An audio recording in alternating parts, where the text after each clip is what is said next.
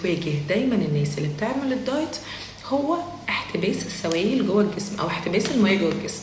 وده بيرجع لايه؟ بيرجع لان هم بياخدوا املاح كتير جدا في اكلهم، عندهم بعض الامراض اللي بتسبب احتباس الميه، ما بيناموش نوم كفايه، بياخدوا كافيين كتير، بياخدوا مشروبات غازيه كتير، بياكلوا حاجات مصنعه وحاجات معلبه كتير وفيها مواد حافظه.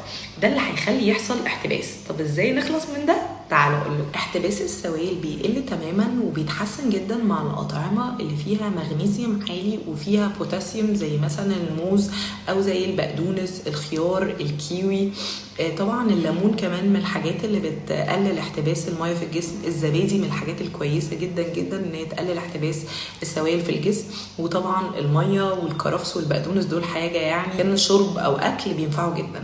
في مشروبات كمان بتقلل الاحتباس في الميه. اما بقى المشروبات اللي بتقلل احتباس السوائل في الجسم فهي اول حاجه طبعا الشاي الاخضر، الجنزبيل والقرفه والبقدونس والكرفس زي ما قلت في الفيديو، والبابونج والشمر. كل الحاجات دي بتقلل تماما احتباس الميه في الجسم. فياريت يا جماعه ناكل الاكل اللي بيقلل احتباس الميه ونشرب المشروبات دي، هتزود الطاقه بتاعتنا وتحسسنا ان احنا خفاف وتنزل كل الميه زياده في الجسم. ودمتم بخير، وخلي بالكم كمان من نومكم من الاسترس، عشان دول من الحاجات اللي بتزود احتباس الميه في الجسم.